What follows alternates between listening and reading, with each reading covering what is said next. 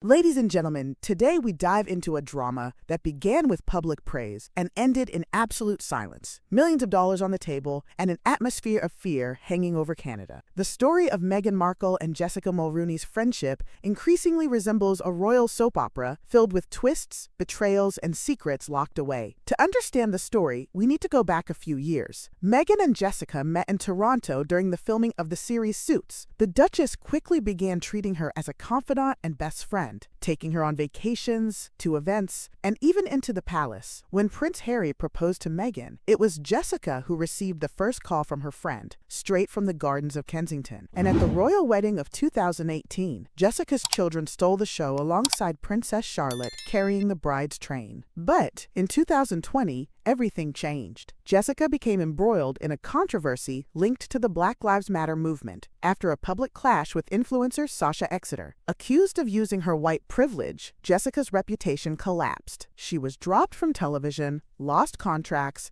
stepped away from her charity projects, and was effectively canceled in Toronto. The hardest blow, however, came from Meghan herself, who allegedly used the crisis as the perfect excuse to cut ties once and for all with her former confidant. And this is where the recent headlines come in. According to the Daily Mail, Jessica Mulroney was approached by major publishers and received an offer worth more than $1 million to write an explosive book about her friendship with Meghan. After all, who better than the former best friend to reveal what really happened behind the scenes of the Duchess's relationship with Harry and the royal family? But, to many people's surprise, Jessica said she would never write such a book, despite the enormous public interest and the fortune that was on the table. This refusal was later confirmed by The Express, which emphasized a key point. Jessica does not want to be seen as petty or bitter. According to sources, the Canadian stylist fears that any attempt to expose her former friend would be interpreted as jealousy or revenge, which could isolate her even further from a social circle that already rejected her. Still, the story didn't stop there. The Mirror added another layer to the narrative. Jessica is allegedly afraid of Meghan's power. According to insiders, the Duchess continues to wield influence in Canadian social circles,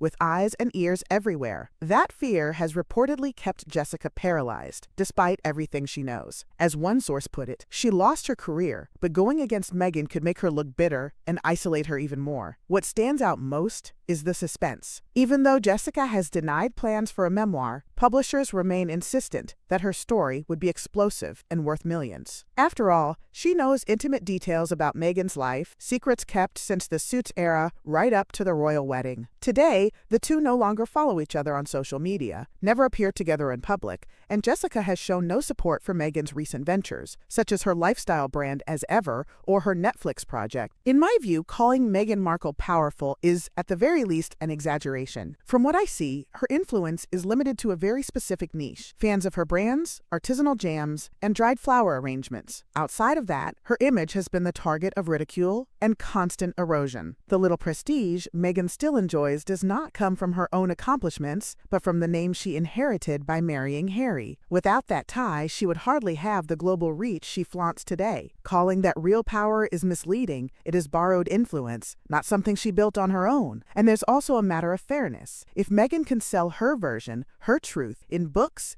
interviews, and multi-million-dollar documentaries, why should Jessica Mulroney remain silent? I believe there cannot be double standards here. It is unacceptable to allow one to profit from her narrative while the other is silenced out of fear of being labeled petty. The myth of the powerful Duchess is growing weaker. What exists is a woman leaning on the royal title she married into, building an empire of self-promotion. The real power may lie with whoever has the courage to show the other side of this story, with facts, evidence, and the clarity so many are waiting for.